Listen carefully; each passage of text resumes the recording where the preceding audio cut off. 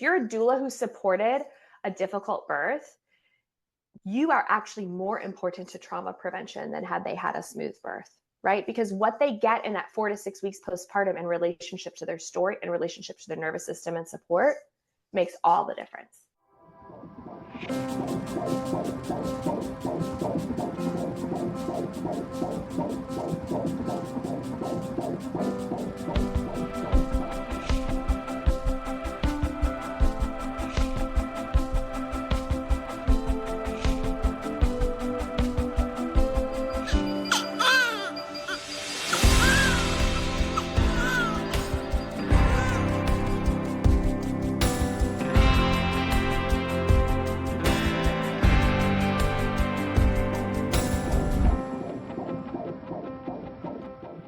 Hello, and welcome back to another episode of the Birth Lounge podcast. You guys, have you grabbed my number one downloaded freebie? It's my Pitocin guide, and it literally has every single thing you need to know about using Pitocin in your birth in the guide, and it's completely free. So not only do I break down what Pitocin is, why it's used, some appropriate ways that we use it, and the inappropriate situations in which it may be offered to you in labor. But I also dive into what are the FDA regulations, meaning how much Pitocin should you really be given in labor? And then I tell you, how do you ask about your hospital's policy? Because you want to know something?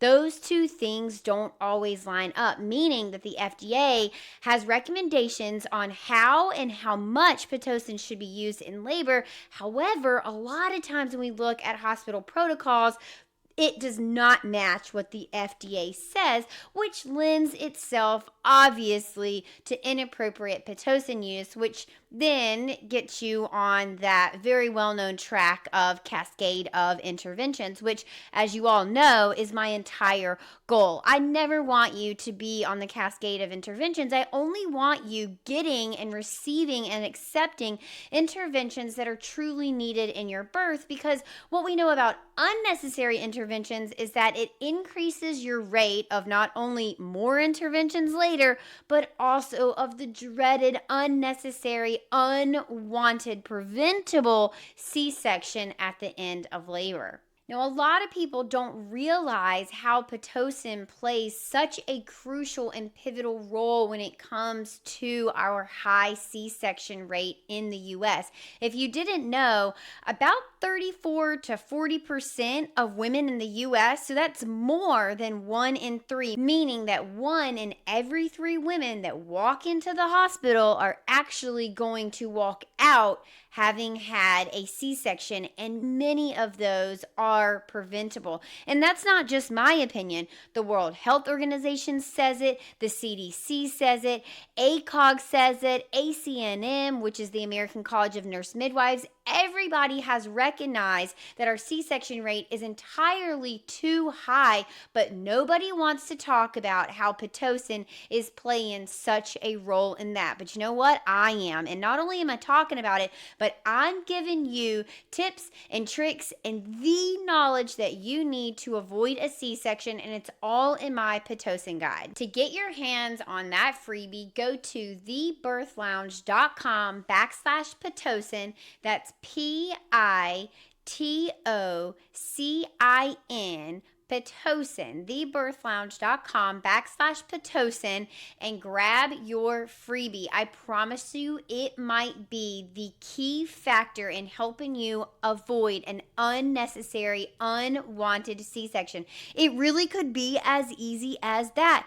Grab that download, make sure you imprint that information into your brain, and go into your birth confidently knowing which situations you're comfortable having Pitocin and which which ones you are not, plus the alternatives of what you will use instead. I'm so fired up about this topic because I can't tell you how many people have avoided an unnecessary C-section by simply understanding appropriate Pitocin use, and that all starts with downloading my Pitocin cheat sheet. Go to thebirthlounge.com/Pitocin and grab yours today. All right, now on to today's episode. Today we're talking about birth trauma, which I know can actually be quite a heavy topic, but one thing that I have made a priority on my platform is twofold. Not only am I not shying away from the conversation of what causes birth trauma, but I am giving you tangible, actionable steps that are actually doable. These are achievable steps that you can avoid birth trauma, because we know, per the CDC, not my imaginary made up metrics, that up to 80% of birth trauma is avoidable. I also think that there's so much confusion on what actually constitutes birth trauma. Is it just the physical birth trauma? What about the way that you're treated in birth trauma? Can that leave you with emotional PTSD? What roles do our doctors and nurses play in birth trauma? How about our nervous system? If our nervous system is dysregulated going into labor, does that make us more prone or at a higher risk for developing birth trauma?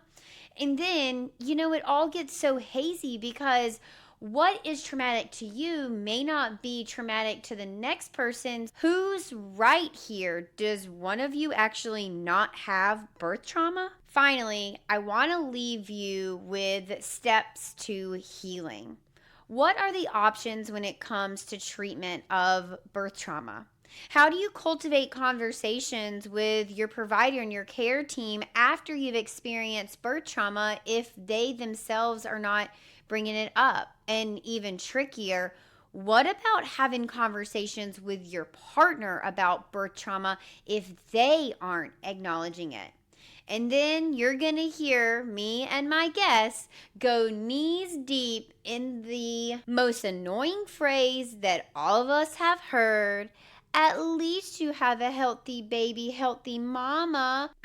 Wrong answer. Nobody is healthy if your baby's in the NICU and you're sitting there with PTSD. So how do we handle that conversation too?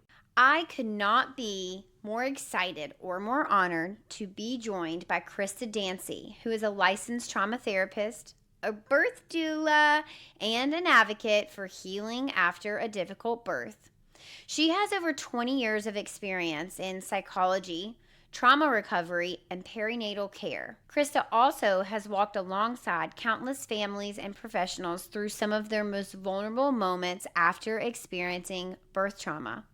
She believes that every birthing person deserves to feel safe, heard, and supported, and that healing is always possible, even after severe birth trauma. As the founder and CEO of Dancy Perinatal Counseling, a nationwide organization dedicated to supporting both parents and professionals who care for them, Krysta's mission is to make trauma-informed obstetrical care the norm, not the exception. Now, do you know why I had her on the show, you guys? I know you're going to love her just as much as I do because she brings compassion, deep expertise, and a fierce commitment to helping women reclaim their strength after a traumatic birth. So if you are listening as someone who is about to have a baby, grab your pen and paper because we are giving out nuggets of pure, solid tips to help you avoid birth trauma. And if you're listening as someone who has experienced birth trauma, please know that Chris and I are holding space for you to show up in whatever form you come to us today. Hit that pause button anytime that you need, and we'll be here when you are ready to come back to the conversation. And we're giving you so many deep, embracing hugs to let you know that you didn't deserve that, and we're very sorry that your birth turned out that way. So without further ado, Krysta, welcome to the show. Thanks for having me. I'm excited to be here with you. I'm so excited to have you with me. You've been a longtime wanted guest of mine. And I know that we're talking about a heavy topic, obviously, but one of the things that I'm so drawn to you for is the way that you're able to talk about this heavy topic in such an eloquent way and a way that empowers people and doesn't scare them, which I think you and I relate very heavily on because I think birth trauma is one of those things that we know doesn't have to be, right? For the majority of people, birth trauma is avoidable. And it's kind of a catch-22 because how do you avoid something if you can't talk about it? But then so many of us are resistant to talking about it because it's scary. And then you have this subset of people who are like, if I talk about it, then I'm manifesting it and it's definitely going to happen to me. And I'm like, no, no, no, no, no, no, no. The more that we talk about it, the less scary it is, the less fearful you'll be, and the more in control that you will be of your birth experience. And I'm hoping, fingers crossed, that today, listeners, you guys can walk away with tangible steps of how do you avoid birth trauma, understanding exactly what birth trauma is, and how do you start to cultivate conversations with yourself and your care team and your partner and maybe your doula if you have one of those about how do I avoid the things that are scary to me. And I'm having these fears come up for me either pre or post birth, and I'd like to talk about them. And I know that's one of the hardest steps is just like getting that ball rolling, because once it's rolling, you're good to go. But before we dive into all that, Krysta, I think a great place for us to start would be to define birth trauma, which is so tricky because it's kind of in the eye of the beholder, right? It's very hard to nail down what is trauma because what's traumatizing to me may not be traumatizing to my partner, and what's traumatizing to you may not be considered traumatic to me. And so, since we all experience the world and life and situations differently, can you help us have this base knowledge and understanding of what is birth trauma? Yes, it's such a good question. And it's like the question, right? Because depending upon who you listen to, the way they talk about trauma, what they call traumatic, it can be said almost so lightly, everything's traumatic, or it can be said in a way that's really condescending and very stigmatizing, as if you have trauma, it's some like failure on your part. And so I think that starting in that place of what even is trauma is really smart. And I have multiple answers. So the like textbook sort of short answer is when your distress overwhelms your ability to cope. When a distressing event overwhelms your ability to cope, it's a traumatic event. And why I like to start there is because I want to just really underscore what you said, which is like trauma is subjective. What's traumatic to one is not traumatic to the other. And even I would say what might be traumatic to you on one day might not be traumatic to you on another day. There's a lot there that we can get into as to why that is. But that's been, I think, like a good working definition to just really help people feel like they get to decide this experience. And even I don't even know if you purposefully quoted, but Dr. Cheryl Beck has a research article that is literally called Birth Trauma is in the Eyes of the Beholder. And so you are just actually quoting some of the greats here who have done really good pioneering work on the subject. You're right in alignment with what she's saying. But okay, so here's the nerdy answer. Are you ready for it? Because I just think this really helps set the stage for why I'm so optimistic about the topic, because we actually understand trauma better now than we ever have before. And therefore, it's a really good time to talk about it, work on preventing it, avoiding it, treating it, all the above. Here's what we now know in recent years about trauma. It really comes down to memory formation. And in a nutshell, why we get PTSD or why we have trauma symptoms is because our brain does not encode the memory correctly. It encodes the memory in a pathological way that causes us to not be able to create distance from the memory or feel like it's in the past. So healthy memory formation, right, when it's fresh, has lots of detail. And not only does it have detail, but it has detail in our body. So if I eat something delicious, for a short time after, I'll salivate to tell you about it. I'll remember every detail of it, right? On the other hand, a traumatic memory would be an example. This would be like, that doesn't fade. Time passes, but every vivid detail stays vivid. And not only does it stay vivid over time, but it stays vivid in my body, the way my body reacts to it. And so, in a really neurologically very real sense, what a PTSD flashback is a response to a trigger, which is just a cue through our five senses that makes our body and our brain believe the past is present. So an example of this is, let's say somebody has a traumatic car accident and they're feeling like they're healing, they're starting to feel like themselves. They go to the grocery store, they're in the produce aisle, they're minding their business, it's a normal day. And suddenly over the speaker plays the song that played just before the car accident, right? And so even though they're in the produce aisle, they know they're in the produce aisle, they could tell me they're in the produce aisle, their body is flooded with a stress response, right? Their mouth goes dry, their hand starts to shake, their breathing gets really shallow. They might start to replay scenes from that accident. They feel a sense of dread. They can't get themselves to walk out to the car. They feel like something bad is going to happen. What's happening there on a very literal neurological level is their brain has been cued through the song to believe the big, terrible thing is about to happen again, and it's behaving as if past is present. That's all that is. So why is that good news? That's good news because that's actually really preventable and really treatable. And so we don't have to be subjected to this idea of PTSD or trauma being a lifetime like label you're going to have to wear or something that you're stuck with, which unfortunately so many generations before us just lived their whole life suffering from it. We actually know how to help your brain process the memory correctly so that it can start to become past tense. And it doesn't change that what happened was terrible, but it does make it feel distant. It does help you stop being triggered. And so it's an exciting time to be working around trauma because we don't have to just suffer. And in the case of like new parents, how great that you don't just have to be in your new parenthood in a like PTSD state. That's not that there are options now, you know? So that's the long answer. There's a short answer and a long answer. Like, what is trauma? What does it mean? And how's it showing up for people? Yeah. No, I love that. And it's so funny to hear you say that about the song playing. So two memories of mine came to my mind. It was once I did have a minor car accident, very minor. No one was hurt. It was just me. I wasn't even hurt. My car was barely damaged. But Rude Boy by Rihanna was playing. And Mm. to this day, if I'm in the car, it almost feels like a bad omen. And I'm like, nope, Uh-huh. change the song. Now, Yeah. I don't start sweating. I don't have fast breathing. So I don't have like body visceral reaction. Mhm. But Mhm. psychologically, I'm like, oh, hell no, we're not listening to this song Yeah. again because the last time I did, I had a car accident.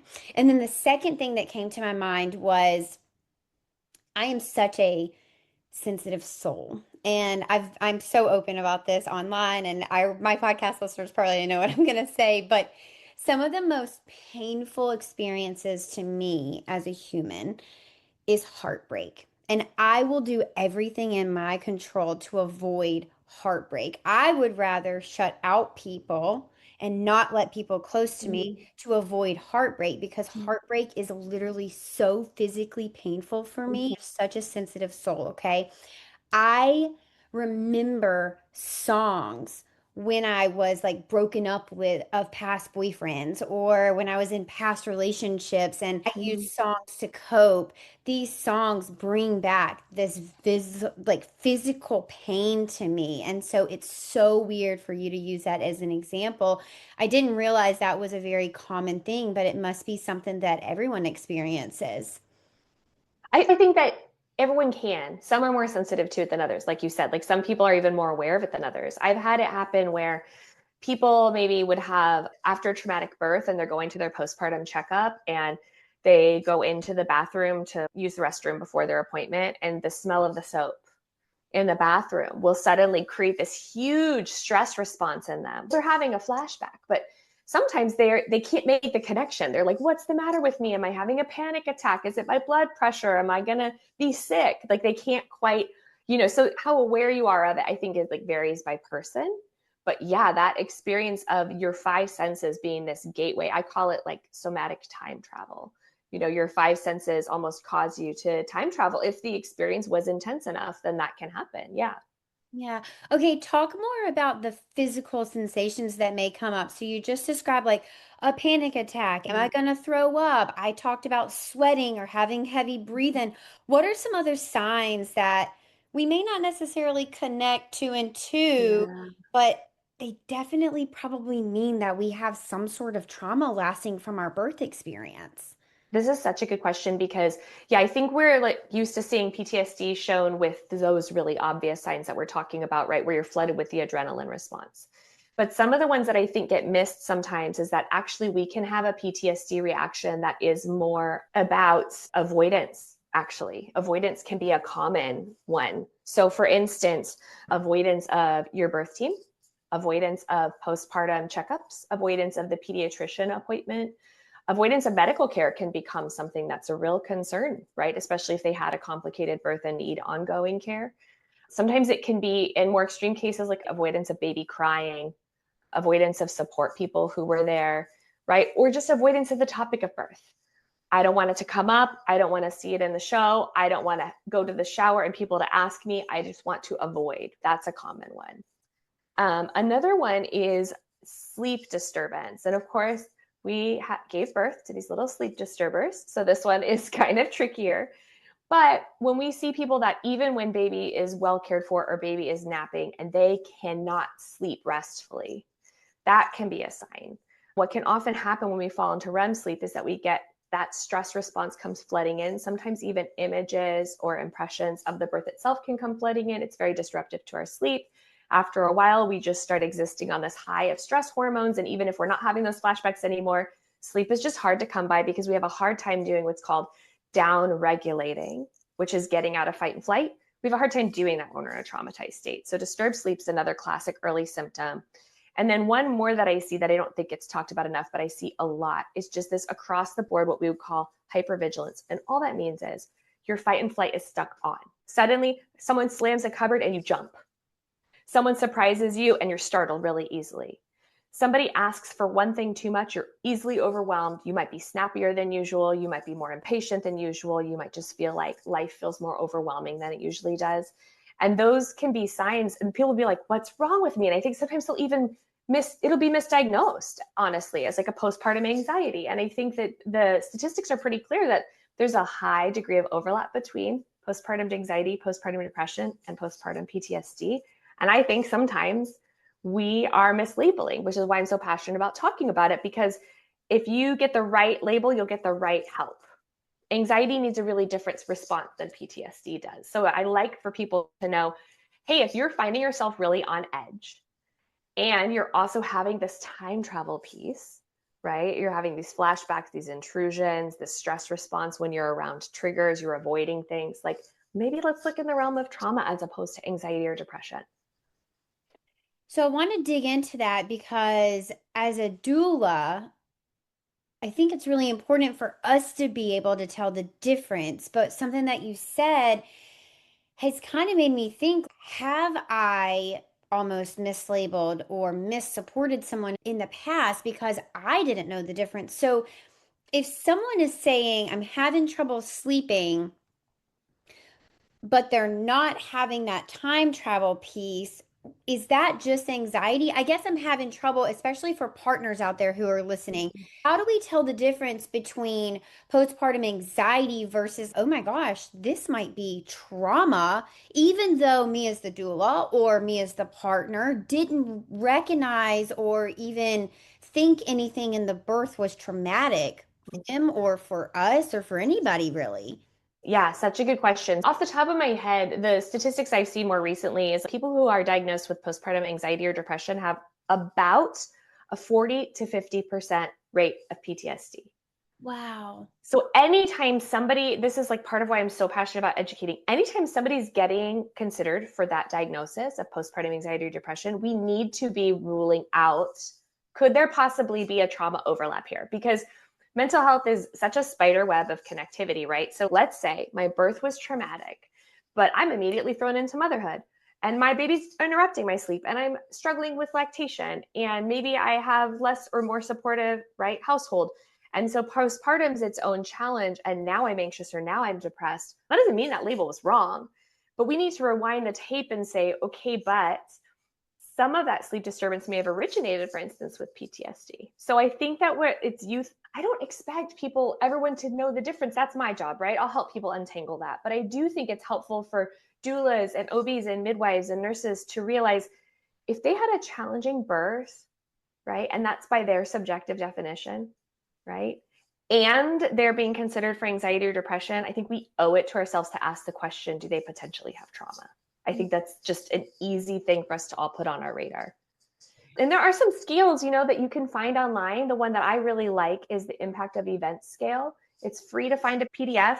Abbreviated as the IES. I like that one. I think that one's really helpful and it's easy to find. There are ones specific to childbirth, but they're a little longer, so I don't use them quite as often. But there are skills that if you're ever just, I wonder if I have it, go answer those questions about your birth and see, are you having flashbacks? Are you having intrusions? Are you struggling with concentration? Are you finding yourself thinking about it when you don't mean to? Do you feel like it's on a replay in your mind? Like, it will walk you through those questions and maybe help you get some clarity on which is which. And what about the people who don't immediately walk away from birth, realizing that they had a traumatic birth, and to them it was either normal or normalized by their medical team, or they just feel very grateful that they're alive and their baby is alive, and they're kind of not even open to the idea of discussing, wow, that was traumatic, and I can be grateful that I'm alive and my baby is alive. These two things can coexist. What about those people? They walk away and we're not registering that we had a traumatic birth at all. Yeah, so here's what's tricky, because it kind of depends to me, like the devil's in the details on that one.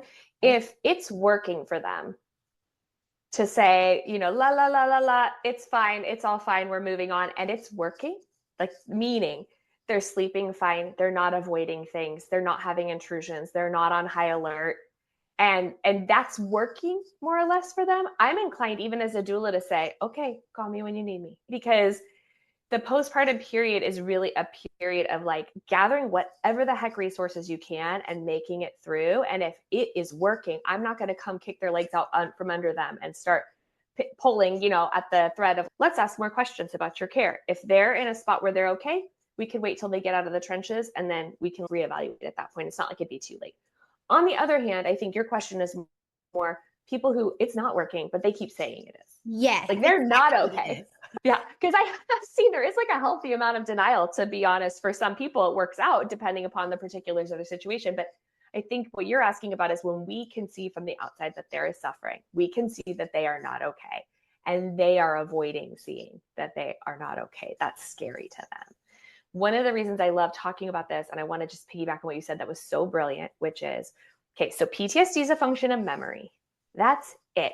And the way your memory is encoded is determined largely by whether your central nervous system got what it needed and the immediate following the event, which we can unpack if you're curious. But for the purpose of what I'm saying now, PTSD is not a failure of optimism. It is not a failure of faith. It is not a failure of positivity or gratitude or preparation or toughness or grit. PTSD is just purely about memory formation, and therefore you can be filled with gratitude. You can be a positive person and have PTSD. You can be a strong person and have PTSD. They're totally separate things. And so one of the things I want us to do is help those people who are saying, no, not me, understand that having PTSD, it's like having a broken arm. It doesn't say anything about if you as a person are strong or tough or positive or capable, right? It's just something that needs support to heal. That's it. It doesn't need to have any more stigma than that. So I think that there's a lot of work to be done in the culture around improving the stigma. I think that chart is really helpful. Doulas who are in a position to debrief postpartum can do a lot to help with this, because if you get what you need, it can actually help you reprocess the memory correctly. A good debrief. It's why I have a super long class on the subject. I'm a believer. I've experienced it personally. I've been debriefed after a traumatic experience and had it totally change how I was relating to it. So I think that when you're in a position where you're like on the ground floor with people and you're seeing that they're struggling, but they're not ready to admit that they're struggling, one of the most powerful things you can do is be vulnerable, be human, let them know that they are still amazing, that they're still strong. And hey, P.S., here's some resources. I'm just going to slip these in right here. And when you're ready, let me know. And often they come back around later. That's been my experience when they have a little bit more bandwidth to say, okay, I'm ready to address this. Sometimes the avoidance is part of trying to just get through. Yeah. And when they get a couple more hours at night, or they feel a little bit more secure in, nursing or whatever it is for them that's causing them extra stress, they just get a little bit of their head above water, then they'll come back around and say, okay, what about that now? I'm ready to talk about it now. I don't think it's successful to insist, no, you're not okay. Because what I find is that if they are not okay, but they're really attached to the idea that they are, then if you come in trying to confront them with this thing that they're avoiding, you're just going to get kind of pushed out of the way along with it. They're not going to say, oh, okay, now I'm ready to look at it. Yeah, and that will leave them isolated, regardless of whether they realize that or regardless of whether that was your goal or not, you will leave them isolated. So it is much better to sometimes just be that silent supporter that says, okay, I totally hear you. How is this going for you? Or can I bring you dinner tonight? Or I was hoping to stop by at the end of the week. Is there a day and time that I could do that? Yeah. Yeah. One of the things that's cool about, I think, doulas and why they're so powerful as such an amazing trauma prevention, I think, role is that you have all these clever ways to make resources and tools available that doesn't have to be you directly saying it, right? So you could send them this podcast or send them the IES, or, it doesn't have to, just in a packet of other stuff. You can help them become informed consumers of the whole thing. I love it. I love being able to put on our invisibility cloak and kind of sneak in resources and be like, oh, have you heard about this? Or, I just listened to this podcast and thought you might enjoy it, knowing that I didn't just listen to it. I heard it 2 years ago and I have shared it with every single client since then. But I just listened to this. I thought you might enjoy it. How timely that it came across my realm. Okay, do dive into the CNS. How does our central nervous system play a role in our birth trauma and subsequent PTSD? Yeah, such a good question. So the short version of it is, not surprisingly, we come into birth we've already got different resources on board. Like childhood, our neurobiology, the chemistry of our pregnancy, what support we have around us. And then we have that pre-CNS state meets the environment you're giving birth in, which you are by far an expert in, right? Like the environment you're giving birth in has so much effect on how you perceive and how you feel about what's happening in that birth, right? And then what immediately follows has influence over what your brain decides to do with it. And I do think it's worth pausing on the immediate following part of this. And here's why. Trauma can be influenced by what happens to us in our birth, right? Did the care we receive, was it supportive? Did we understand? Did we feel a part of the conversation? All the stuff that doulas do a really good job teaching about, childbirth educators do a really good job teaching about, right? And to some extent, we do have some influence over what we come to the birth with, but not entirely. Like we didn't get to pick our childhood or upbringing. We didn't get to pick our neurobiology. We can choose to have a really good support system and choose to do our work ahead of time and choose to come with all resources on deck that we have. So we have a little bit of influence, not control over how everybody acts that's at our birth and how our birth unfolds and what the story is that we write, right? But it's not a done deal just because your birth was difficult that you will end up with PTSD. And I want people to know that. Because if things unfolded, even if they went horribly sideways and it just wasn't in any way what you were hoping your birth experience was going to be with your baby, PTSD is not a foregone conclusion. And the reason is what happens in the days and weeks immediately following are either going to improve our nervous system state and improve our resources so that our brain can process that memory correctly, which means it becomes a difficult thing, but not a traumatic thing. Or the things that immediately follow can hurt our nervous system state, hurt our memory formation process, and take a difficult and even maybe harrowing birth experience and turn it into PTSD, which now we also have to unpack that, right? In addition to all of our grief and disillusionment about the birth itself. So your nervous system has a lot of say in how that memory is formed. It kind of, I think about it like this assembly line. It's like your nervous system gets to decide that one goes in the bin with other difficult stuff that's in our history, or nope, that one's going to become a PTSD alarm. And anytime anything makes us think it's about to happen again, we're going to react so that it doesn't happen again. That's a nervous system that's stuck in fight and flight. That's a nervous system that hasn't downregulated. And that's a nervous system that maybe inherited some unlucky things, maybe had some difficult early experiences that also contributed to why that happened, but also didn't get what it needed immediately in pregnancy, postpartum, so that it could process a difficult experience and leave it behind. Does that make sense? And so the nervous system state that we're in on all parts of this contribute to what our brain decides to do with the story, right? And in fact, if you look at people after giving birth, there's a chunk of them that have trauma symptoms in the immediate postpartum that do not go on to develop PTSD. So much so that you can't get a diagnosis of PTSD until it's been 6 weeks. Because there's this period of time in which we can negotiate with it, right? And why I want people to be empowered. If you love somebody that had a difficult birth, who you are and how you support them in that 4 to 6 weeks postpartum is everything, right? If you're a doula who supported a difficult birth, you are actually more important to trauma prevention than had they had a smooth birth, right? Because what they get in that 4 to 6 weeks postpartum in relationship to their story and relationship to their nervous system and support makes all the difference. So that must be why you said earlier, what's traumatic to us on one day versus another day can be totally different, because how you enter labor and where your central nervous system is in that moment in time is going to impact your labor. So can I assume that if you're going into labor really anxious, really high anxiety, on fight or flight already, maybe you're being pressured into things you really don't want, but you're agreeing because you don't know any better, those people must be at a higher risk for PTSD and birth trauma.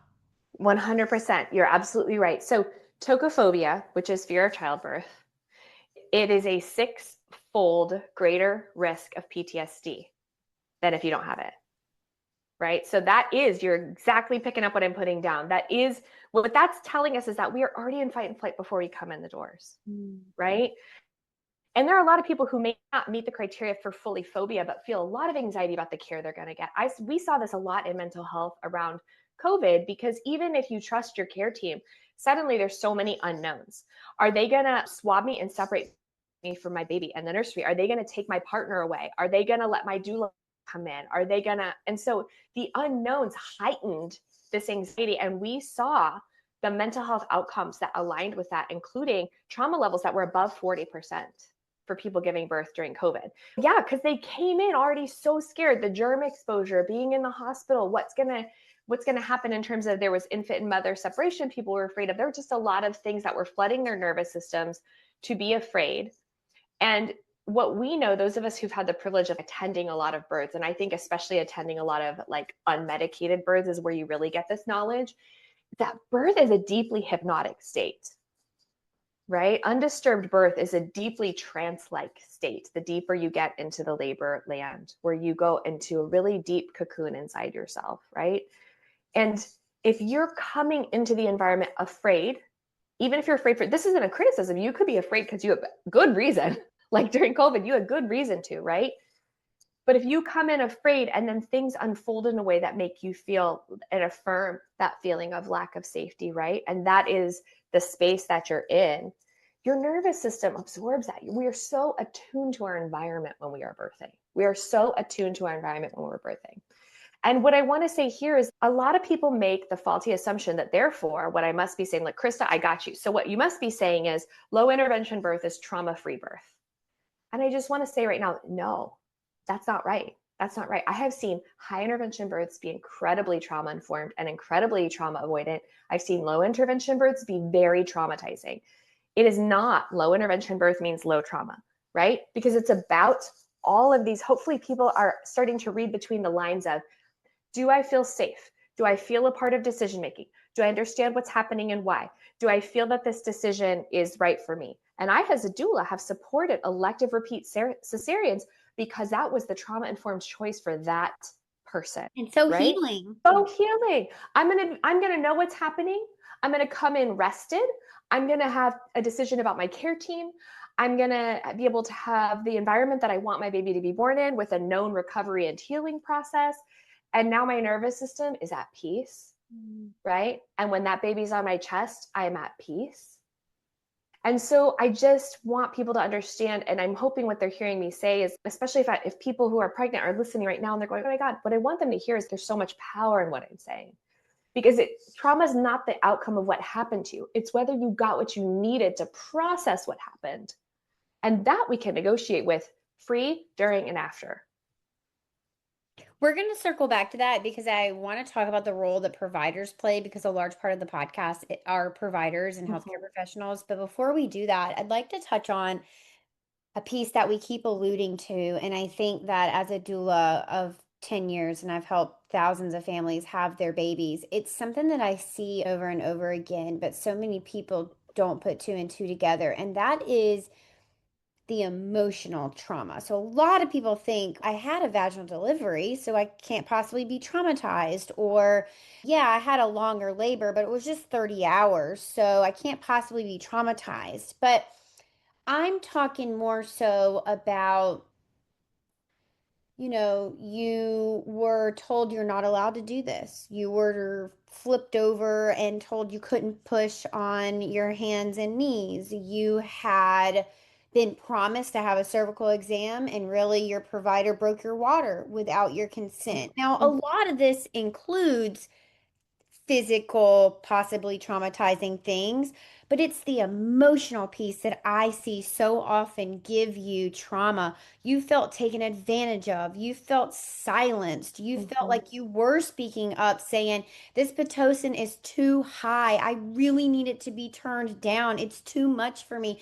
And your nurse or your provider said, we don't turn it down. That's not what we do. We don't turn it down because we only go up. We're trying to get a baby out. You're here to have a baby, things like that. And I think a lot of people walk away with emotional trauma, not realizing that can constitute birth trauma too, where so many people, when you think about birth trauma, you're thinking about nurses and doctors holding you down. You're thinking about a C-section that went really emergently or horribly and aggressive. You think about them giving you cervical exams as you are crawling up the bed saying no, but it can, and those are traumatizing. That definitely constitutes birth trauma. And I think all of us realize that. I think what so many of us don't realize is that there's an emotional piece that can traumatize us as well. And that's what so many people walk away with. And so it can make it really hazy to register. Oh my God, I do have birth trauma. And it was from the way that I was treated and spoken to in labor, not necessarily how I was physically treated.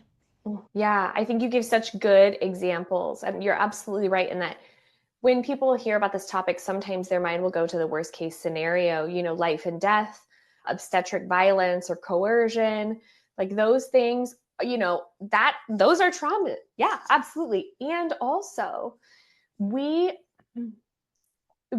there's so much nuance that goes into it. It's almost like it would need to be its own book. I'm not able to make a nice concise statement all in 2 minutes time. But to speak to what you're saying, it's not just the care, it's the perception of care.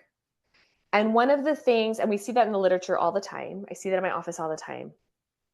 One of the phrases that I borrowed when I talk about this is this phrase, sanctuary trauma. And what it speaks to is the special kind of trauma that occurs when we believe we are in a safe place and it's violated. Oh. Which is a totally different experience than when we know we need to be on guard. When we walk in with our elbows out, that's a different experience than when we come in believing we are in sanctuary and our trust is mistreated. That cuts deeper, that has more lasting impact. It often feels like it cuts to the core of who we are, whether the world is a safe place, who we are as a mom, who we are in this world, is our baby safe, right? It has such a foundational shift aspect to it that I think it's so good that you talk about that, because I want people hearing this, if they go, I relate to the symptom part, but mine wasn't bad enough. Pause. Let's pause. Hopefully people are hearing, like, we're not doing that anymore. Your experience is valid. Your experience is your experience. Yeah, bad is bad. It doesn't have to be like bad enough, and it doesn't have to be worse comparatively to anybody else. If it was bad for you, then that's okay for you to say that and to own that and to kind of recognize that you deserve the space to heal from that and to bring that up with the people that treated you that way. So I do want to talk about this space of debriefing with your medical team, because this can be super tricky, right?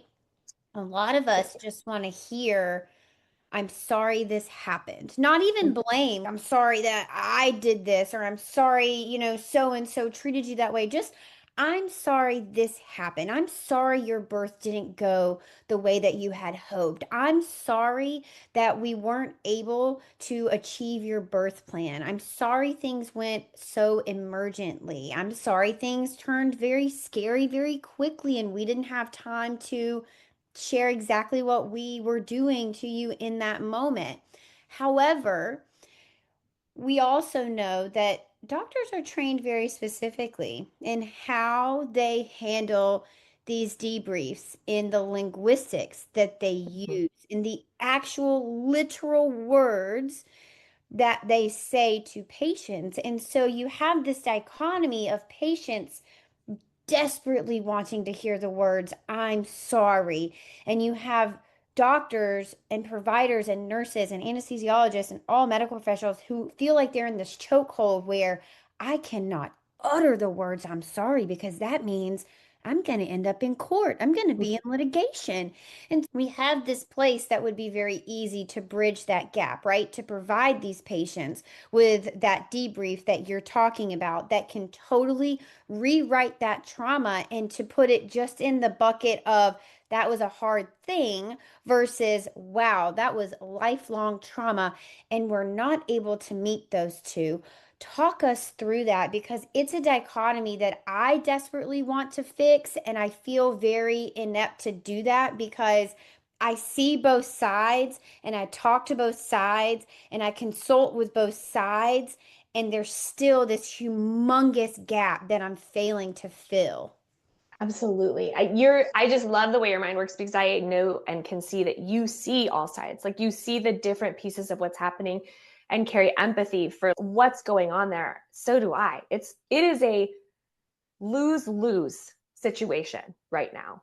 The system has really pit two people against each other that actually should be allied. They should be best of friends. They should be working together, and it's put them against each other, right? And if you don't put a name to that, it can be really crazy making. Like, why won't my doctor say it? So here's the deal. I deeply believe the literature supports it, my training supports it, my clinical experience supports it, and my personal experience supports it.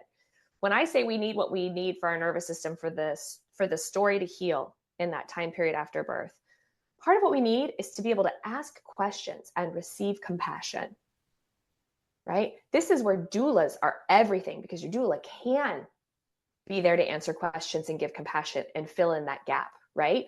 But if you don't have a birth doula with you and you went to give birth at a hospital where you probably got a provider, frankly, you didn't know. And if you did know them, maybe you had one prenatal appointment with them.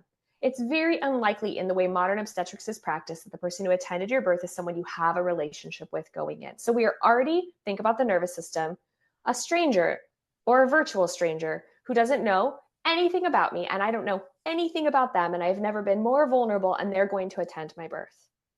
And then it goes in a bad way. What I need in that moment is on a very deep level, a reconnection of the human kind between myself and my provider, right? What I need is the chance for things to slow down and for me, postpartum, later, in the light of day, in my clothing, when I've had a chance to digest what just happened to me, I need to be able to say, why was this call made? Why did this happen the way it did?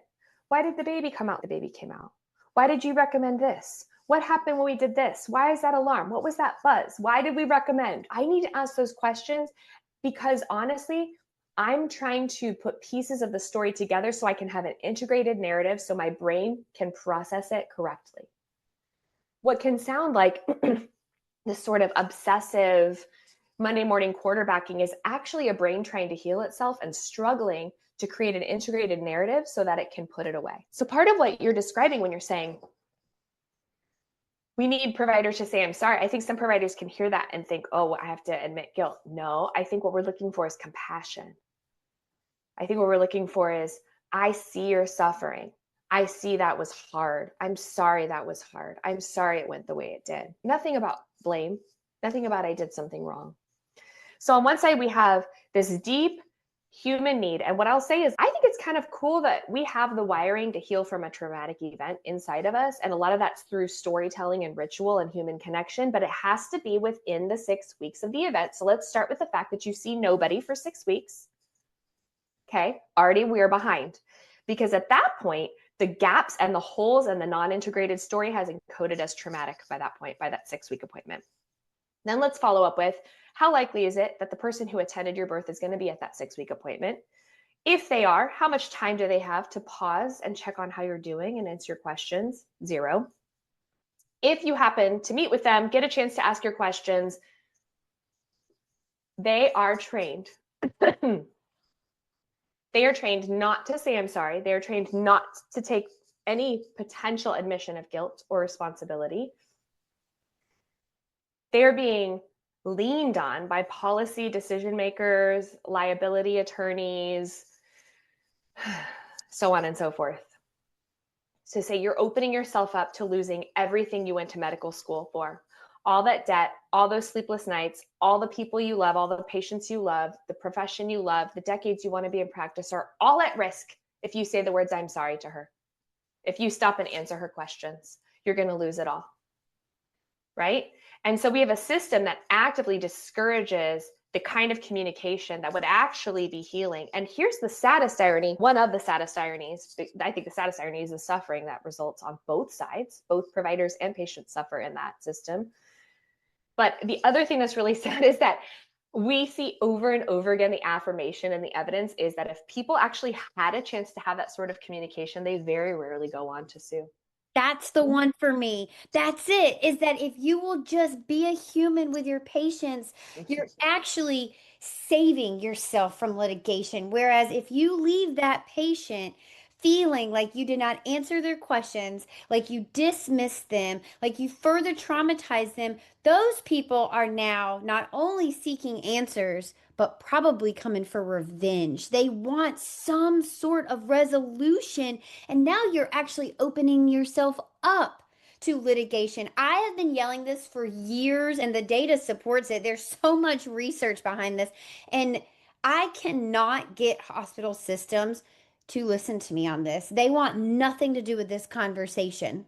No, because they are thinking about it from in terms of like litigation. They're not thinking about it from terms of human behavior and psychology, right? So they're not thinking about, oh, it will decrease the likelihood of lawsuits happening, which we know that it would. They're thinking about, yeah, but it might give them something that lets them win a lawsuit.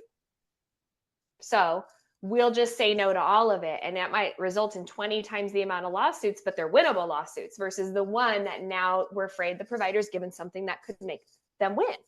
And it's a one more way in which it's a very dehumanizing thing. I deeply believe, after working with traumatizing birth for decades at this point, that we come equipped with the hardware to heal psychologically from difficult births if we get what we need. And one of the things we need is we need the opportunity to know the person attending birth, and we need the opportunity to ask questions and make sense of the experience we had. And we need the opportunity to be surrounded by loving care and get nervous system support. Nervous system support is code for everything a loving village would do for you. Feed me, hydrate me, hold me, let me cry, help me sleep, show me how to do it, give me eye contact, listen to my story. Those are all nervous system supporting activities. That's just a healthy village, right? And so we have these aspects of where it's almost like, I don't think we should be surprised that we see trauma. Why, what's surprising about any of that? Where in our current like modern system, it's rare. You have to be so intentional to get those things for yourself. You have to really created a village, and in a lot of cases paid for it, honestly, to get that level of support. It's just not accessible like it used to be. That's really tough. Yeah. Especially because we know it's so essential, crucial for our healing, for our human experience, for us to close the loop on the whole birth experience. And it really does come down to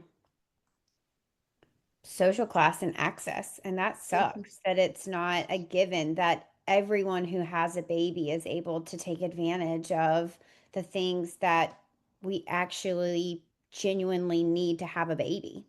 Yeah. And this is where if you don't have easy access because of social class, finances, maybe you're in a care desert and that's not available to you, all the reasons that you and I both know with obstetrics, there's these barriers. That's where this information is literally life-saving, because if people are hearing us ahead of time, okay, this is time for you to get that good girlfriend. Bring her into the room. Tell her your worries. Have her listen to this podcast with you. Make a plan for how you're going to be in this experience, because it's not about delivering, if you'll pardon the pun, like this perfect birth. Like, that's great. I would love that for everyone, but that's not in our control. So thankfully, that's not what we're up to, right? What we're up to is that you get the support you need, regardless of what happens, to integrate that story, to come out the other side, right? And that there's a lot more nuance. Your significant other, hopefully your family. If not your family, hopefully your friends, right? We actually need to be surrounded by a village in pregnancy, birth, and postpartum. So one of the things I would love for us to do is culturally shift this isolation that we're seeing. And yes, it's easier with financial resources, but we can do without it too, right? Because I guarantee you, if you're feeling isolated, so is the other mom next door to you. Yeah.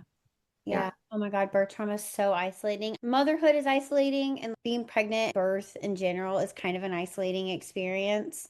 But birth trauma can just compound all of that. And it just makes you feel so alone, because you feel in this really odd way, even though you're acutely aware, like birth trauma happens so often, especially in our country, you feel like you're the only one. You feel like if you tell people, they're going to think you're ungrateful, or that you're like weak, or that you're complaining about being a mom, or maybe you even feel like you're not a good mom if you talk about birth trauma. Absolutely. Yeah. And one of the things that I have seen too is generationally, this can also be hard, or even not necessarily generationally, but just with people who might be older, who have already given birth, maybe a little older than you. And what I mean by that is, if I have trauma and I'm not acknowledging it and I'm avoiding it, then I'm really going to avoid you talking about it. I have maybe an unspoken motivation to shame, silence, stigmatize your story. Because if we admit that what happened to you was traumatic, then what happened to me maybe was also traumatic. And I don't want to deal with that either. Right. So there's this invested interest where I think we see this with all kinds of trauma. We see this with all kinds of generational trauma where it's, I don't want to speak about it because then I don't want you to speak about it actually, because then I'm going to have to feel feelings that I don't want to feel. So everybody just shut up. And I Well, think we see that in birth. if I picked myself up from my bootstraps, then you should be able to do the same thing, because I did it. So why can't you do it? Not recognizing that by picking yourself up by your bootstraps, you probably even caused yourself more trauma, right? You'd probably be less traumatized if you just dealt with it, if you just leaned into those emotions and held space for yourself to say, yeah, that was shitty and that sucked and that was horrible and I didn't deserve it. And I'm going to try and heal through this. But instead, you repressed it and you oppressed it and you just moved past it, not even through it. Right? I'm a big believer that, like, I don't know that we can ever like get over birth trauma, but we can move through it and we can start to integrate it into who we are and heal from it and heal with it.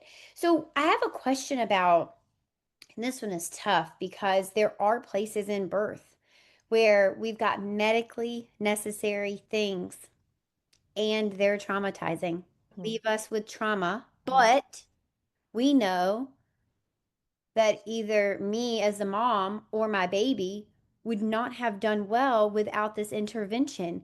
And that's a really tough place to be, because it's, yeah, I'm grateful for the intervention, but I sure wish that didn't have to happen. How do we move through that? Yes, I love this question because I think that you're really tapping into where a lot of people can shame themselves. They're like, I have to be grateful for all of it, which means like I have to be fine with it, but I'm actually not. And then they just kind of get stuck there, right? So this is where I like to say, okay, let's pretend we're not talking about birth for a second. Okay, let's pretend you were driving to the store and we're in a horrible car wreck, right? Let's pretend that you're in intense pain, that it required life-saving measures, and that the people on the scene were not great and they saved your life. Right? I think that we would have an easier time making sense of that and saying, I get to be upset about the car wreck. And that doesn't mean I'm ungrateful to be alive. And that doesn't mean I'm ungrateful to my rescuers. And that doesn't mean I'm ungrateful to the intervention. But I also get to say, I wish I'd never gotten that car wreck. Similarly, nobody goes into birth hoping for stuff to need life-saving measures. That's not the hope of any of us. And so you get to have your reaction and experience to that. And that's separate from, I'm grateful I'm alive. I'm grateful for the intervention. I'm grateful for my rescuers. I'm grateful for my baby. I'm grateful for parenthood. I'm grateful for modern invention. And it sucks that any of that happened. And it sucks that any of it needed to happen. And I get to also be mad and upset. And maybe if I am traumatized, express that I have trauma about that. I don't think it's so strange to me that we ever got in this idea that we couldn't have both. We absolutely can have both be true. It's that magical and that I talk about, you guys, all the time. Like, you're allowed to feel two different things. You're allowed to do two different things. You're allowed to think two different things. I know that our society has taught us that everything's black and white, that if you are this, then you're anti that, and that you have to be on one side or the other. But you guys have watched me for 10 years now be this neutral place and be able to hold simultaneously seemingly opposing ideas, and I can hold space for both of them, just like I can understand our provider's perspective and your perspective. I can see very clearly that we're all hurt here, and while it's not an excuse for either side, I understand how that dichotomy plays out. And so I just want you guys to know that magical and really is magical. Yeah, it's like, it's so important to healing. Healing comes with an and, right? Always. Healing is attached to an and. Yeah. Yeah. Okay, so you had talked about prevention and treatment, and I feel like we've done a good job talking about prevention. What kind of treatments are there available for people who now have walked away and they realize, geez, I think I do have some trauma? What are we doing? What resources are available? Yeah. So my favorite across the board trauma modality after doing this work for more than 20 years in PTSD, my favorite is what's called EMDR. Love it. EMDR has by far the most research supporting it for single incident trauma. So for instance, if you don't have pre-existing trauma, you come into birth, it's traumatic, a single incident. The single incident trauma, we're looking at an 84% cure rate in 3 sessions of EMDR. Wow. It's so quick. And that's part of why I love it, because when you're postpartum, every week counts, right? I'm a therapist who loves long-term therapy. I'm not knocking therapy, but I'm saying, like, it's not the time to get into all that when you are not sleeping, avoiding baby crying, having flashbacks of your birth, and you're like 4 weeks postpartum. It is not the time for us to unpack everything in that moment. It's the time for us to get symptoms resolved, and EMDR can do that. Another one that has less structure to it, but I think you just have to do your due diligence, because it doesn't require that you're a licensed professional to provide it.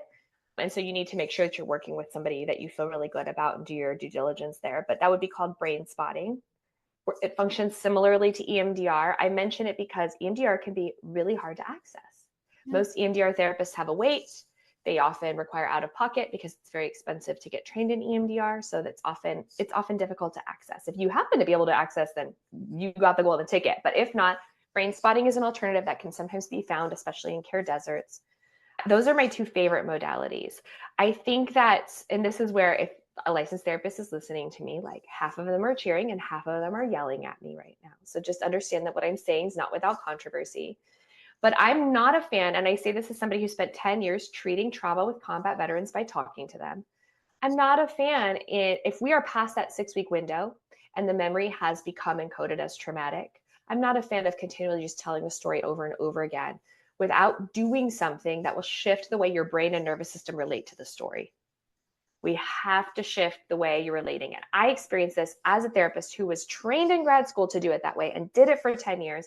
And I'd have these amazing experiences with people with trauma where we would cry and bond and let all the scary stuff out. It was cathartic and it was so meaningful. And then 3 days later, the trigger would trigger them again.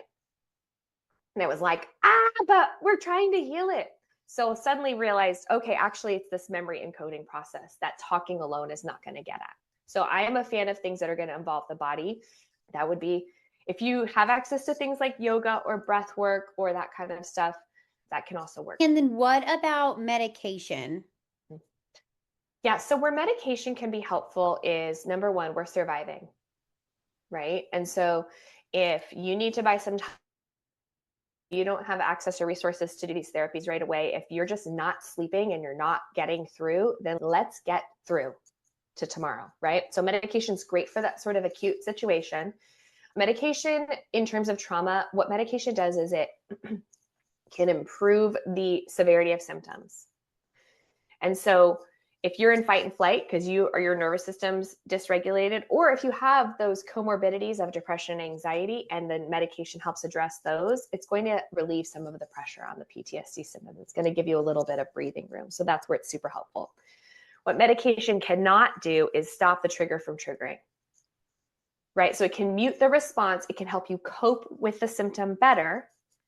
Let's say, back to the example of being in the produce aisle, the music plays, you get really upset. Medication could help you cope with the upset, calm your breathing, talk yourself down, get yourself back out to the car. But the medication won't stop the trigger from triggering. Does that make sense? And so where I think that what people are missing is this amazing opportunity to do a both and. Partner the medication with a trauma therapy so that the trigger stops triggering, and then you don't need to have to do the medication for symptoms at that point. And so I'm a big fan of a 1-2 approach, if that is a good fit for people. Yeah, I like that a lot. I know a lot of people are very opposed to medication, and I want to remind you, as I do always, anytime I talk about medication, it can be a temporary solution, you guys. It does not have to be your forever. I know it can feel very scary, especially for our community who we are very wary of big pharma, and we are really crunchy and holistic, and we like natural remedies more than we like pharmacological remedies. I just want to remind you that it's okay to use different tools in your toolbox in different seasons of life for varying time periods to help you get to that next step. And then you and your practitioner or your care team can wean you off of that medication in a safe way that is going to leave you healed on the other side, right? So I don't want anyone thinking once I get this prescription, this is what my life is for the rest of my life. It does not have to be like that. Actually, I can tell you as a doula, I very rarely see it be used that way because so many of my clients, when they do open themselves up to medication use, their end goal is to get back off, and we always achieve that. You can absolutely do that. Okay, Krysta, I have this fun little segment that I want to do.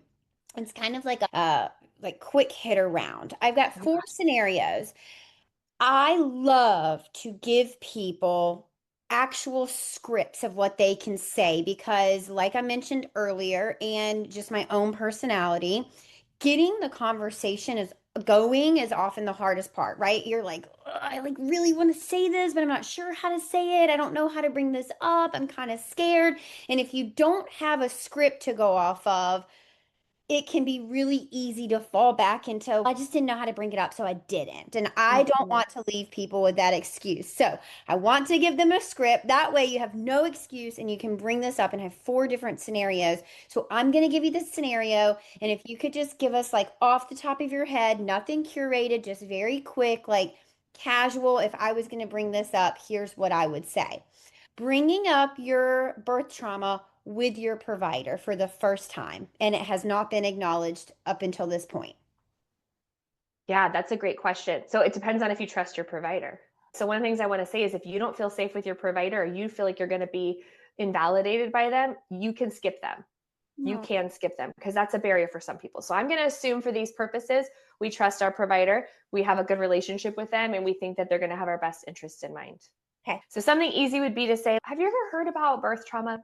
I'm just wondering because I'm thinking that maybe I might have it. It might be worth talking about that. Do you have any resources you would recommend?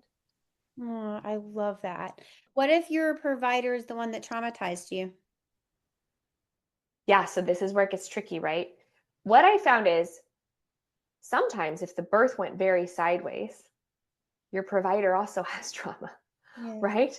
They're often very open to the conversation. If there was a huge emergency, if there was something really scary, and sometimes they'll be the first one to say it. So if we're talking about the birth itself being traumatic and that provider, I find that they're sometimes very open. What if we think that actually that didn't need to be, it was avoidable trauma and the provider was traumatizing? I'll be really honest with you. I think this is where like the therapist in me diverges from the doula in me, because the doula advocate in me wants one answer, which is speak your truth, right? And the therapist in me knows that until you've gotten support and treatment and healed what's happening, the likelihood that you will re-traumatize yourself having that dialogue with somebody who is defensive and tells you that you're wrong, I think is just high. That's why I think we've got to get resources outside of it, right? So to me, it depends on, do we trust the provider? Can we have this honest conversation with the provider? And that's like kind of a blanket thing, like to this point of how we're going to talk about the topic. Don't talk about it to the people who are going to gaslight you about it. Just don't.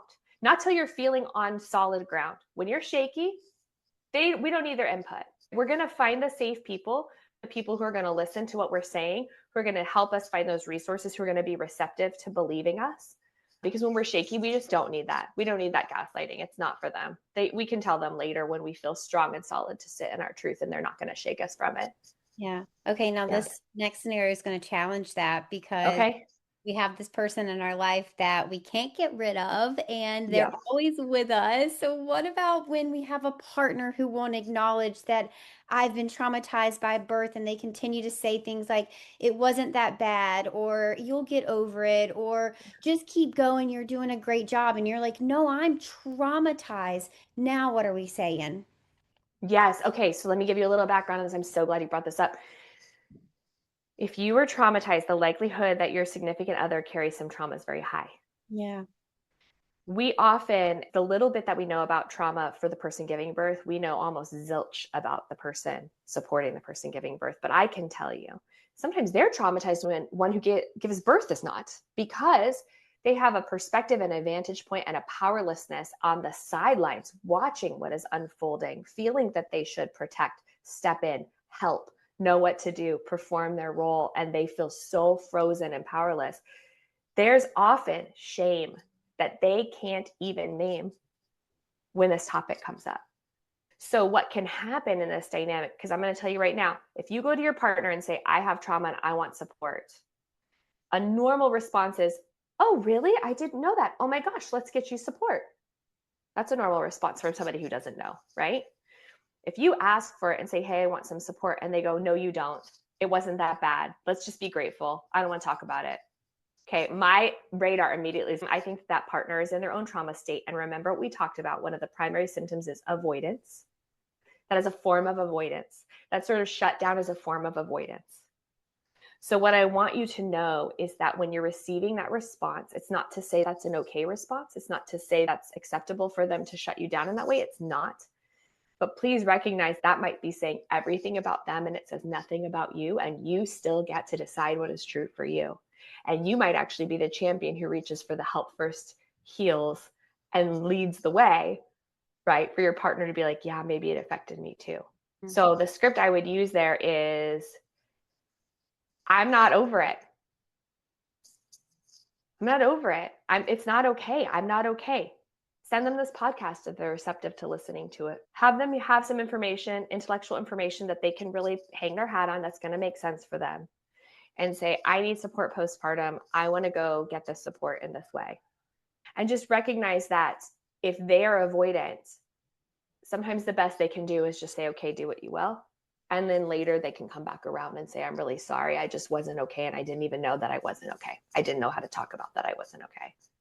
I also think it's okay for you to tell them what's unhelpful. So it's unhelpful for you to tell me to just push through. It's very unhelpful for you to say, I'll get over it. I know that you love me so much, and maybe you're even carrying your own trauma, but it really hurts my feelings and makes me feel unseen, unloved, diminished when you say things like, it wasn't that bad. Mm-hmm, absolutely. Thank you for bringing that up, because I think some of the reactions you're talking about that absolutely partners give sometimes, right? It's coming from this place of, no, you're going to be okay. We're going to be okay. It's going to be okay. Everything's going to be okay. Don't look at it directly. Let's just put it in the past. I just want you to be okay and my little family to be okay. I want everyone to be okay.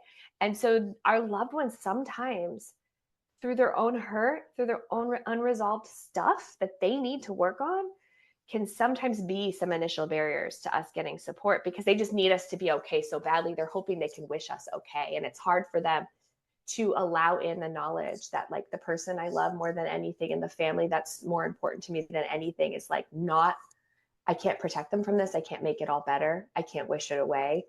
This is outside of my control. That feels scary and big. I'd rather shut it down. And I absolutely think that when you're with that kind of partner, it is really helpful to use the language you're talking about of, hey, I need you to know that's actually the opposite of what I need. I need you to know that's actually not helpful. It hurts my feelings. I feel like you're not listening to me. I feel like you're not hearing me. I get that you think you're helping. It's really not helping. It's making it a lot worse because I feel very lonely when you say that. I feel like you don't get it. I feel like I'm alone in it. And oftentimes, if your partner has good intentions, but they're just dealing with their own stuff, they go, oh, light bulb. Oh my gosh. And that can be so powerful because now let's actually be in this together instead of on my own. Yeah.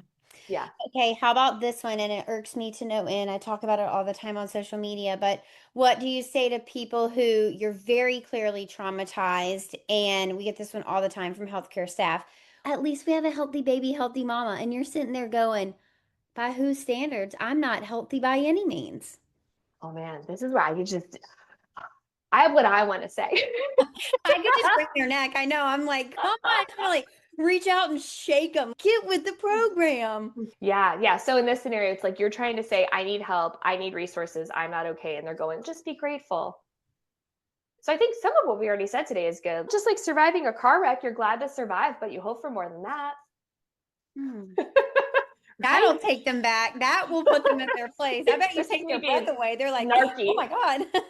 And I'm being a little snarky. I'm a little punchy. It makes me mad. I was like, invalidate that. You know, if we want to be softer about it, if we want to be understanding, you know, we can say, yes, I am so thankful that my baby and I are both alive. But healthy includes mental health. Yeah. Right? Yeah. I always say that an alive baby and an alive mama is not the same as a healthy baby and a healthy mama. And they're just so different. And so to equate one to the other is incredibly dismissive and often traumatizing all in itself. It really is. It really Yeah, because when you're suffering that way and you're so alone in that suffering, and then you finally get brave enough to just peek your head out and say, can somebody else help me? And you get shut down by an authority figure like that. It's so damaging. Right? Because, oh, she knows. She's at birth all the time and she knows what's right and what's wrong. So I just must be needing to be tougher and there must be something wrong with the way I'm experiencing this. And people often just tuck back into their hidey holes and are afraid to ask for anything more after that. That, you know, that can be the thing that discourages people and leads them to just stay in suffering for a long time. So again, if you're like in that space where you're dealing with very recently postpartum people, they are so reluctant to say anything of the sort of, I think I'm dealing with trauma from my birth, that if they even whisper at it or hint at it, first of all, you're so lucky that they trusted you. And secondly, take it very seriously because they're not saying that lightly. That was not easy to say. That was not an offhand comment. That was something that took courage to say the scary stuff aloud. Yeah, they're getting that ball rolling, which is so hard to do. Okay, my last scenario is you're a traumatized mom, you have birth trauma, you want to help other people avoid what happened to you, but you don't want to put that trauma on them. How are we having this conversation to say, I wish I had known X, Y, and Z and I wouldn't be in this position? And I want you to know from a place of love, not from a place of trauma dumping. Yeah. Oh gosh. So this is so complicated because most of us who end up working in birth, I believe most of us have trauma. We get here because we want to protect and take care of the people who come after us. I think that's really beautiful. That's true of therapists. It's true of doulas. A lot of us who are in these caretaking professions get here because we want to give the support we didn't get. We want to give something better to the people who come behind. And I think that's really beautiful. And that impulse to want to protect other people is really beautiful. This is where what I often say to people who have that story where they got into their work of caretaking or advocacy from a trauma experience is I say, you've got to heal first. You really do. You have to do the healing work. It's not going to work to turn right back around and fix theirs if you can't heal first. So we got to start with that. If you haven't healed yet, but they're giving birth and you want to give them information, my recommendation is this is where resources are so good. Right? I think we can say, I had trauma from my birth. I just really want to protect everybody else. Let me give you some resources, right? Without going deeply into our story. That's okay. And then, you know, one of the most powerful things is I hope that's not your story. I hope that's not your experience. I just want you to know that whatever comes up for you on this path to motherhood, like, I'm a safe place to talk about it. If you ever have questions or need help or just want to vent or need resources, like, I just want you to know I'm a safe place to talk about it.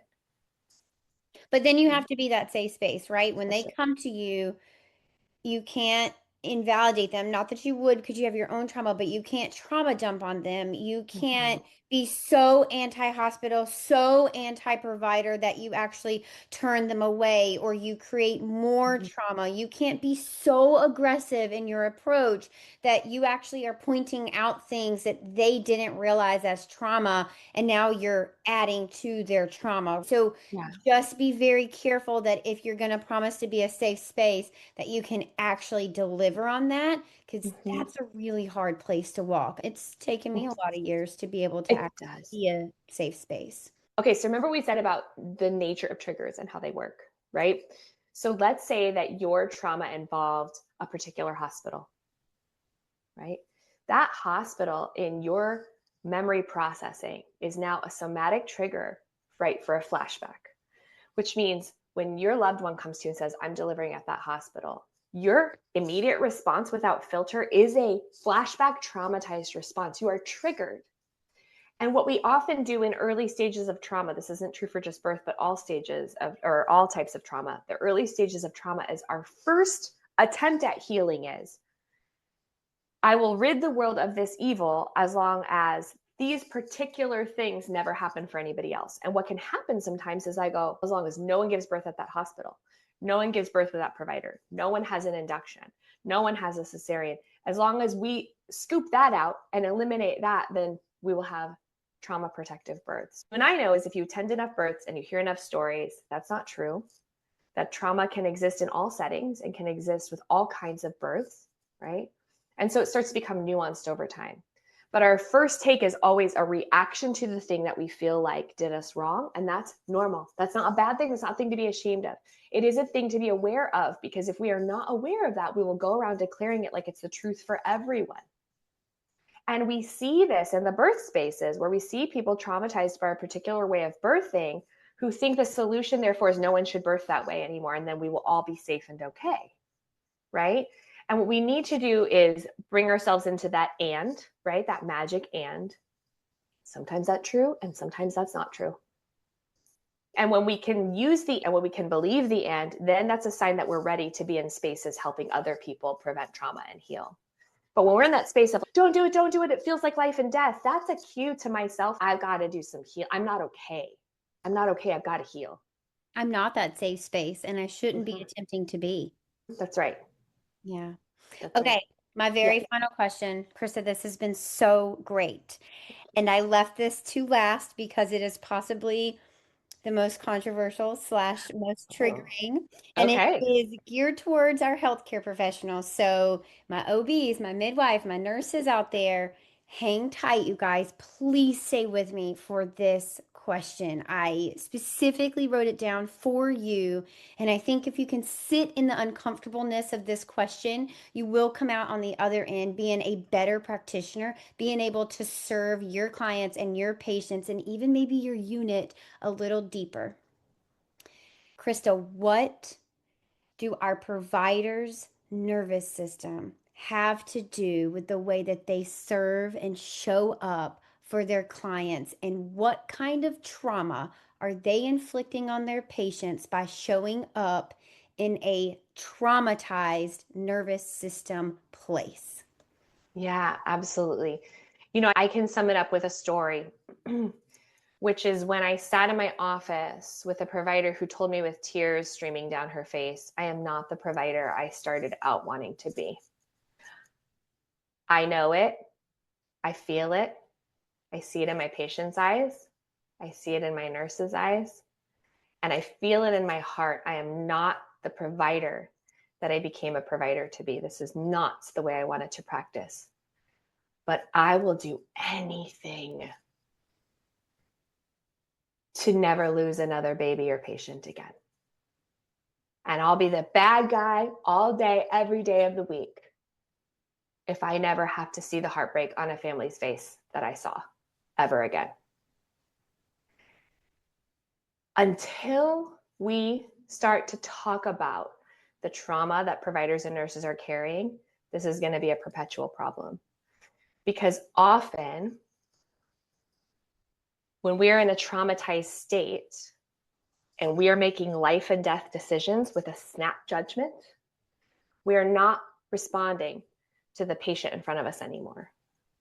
We're responding to that patient back there, right?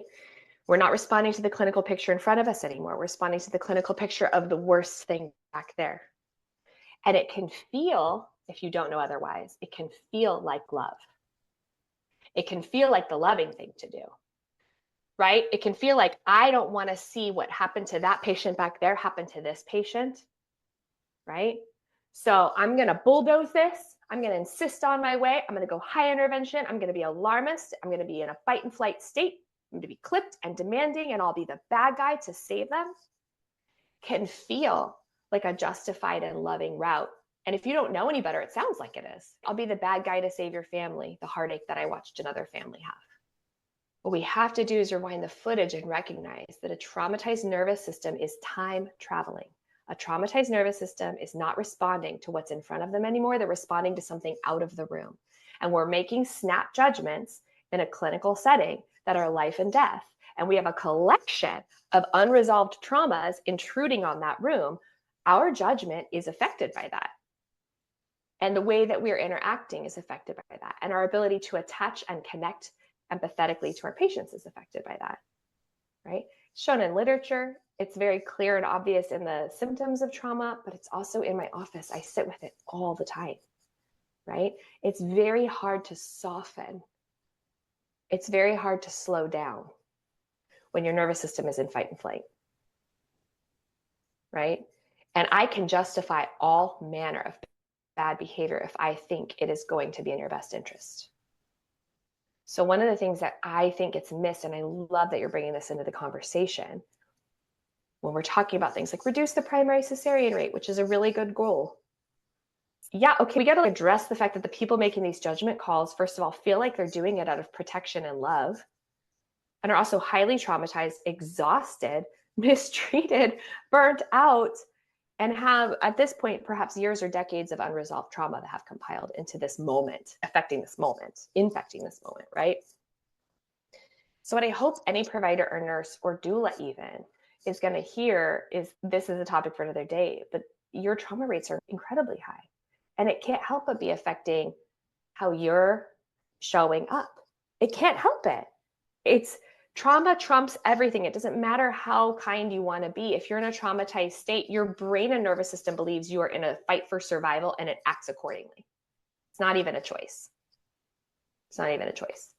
Oh my gosh. I feel so deeply for that provider who shared that with you. And I think so many providers are operating from that place of, I want to do the best and I think I'm doing the best, but there is something in me that tells me I could be better and that I'm operating from a place that actually is traumatizing people. And I feel so deeply for each of you out there.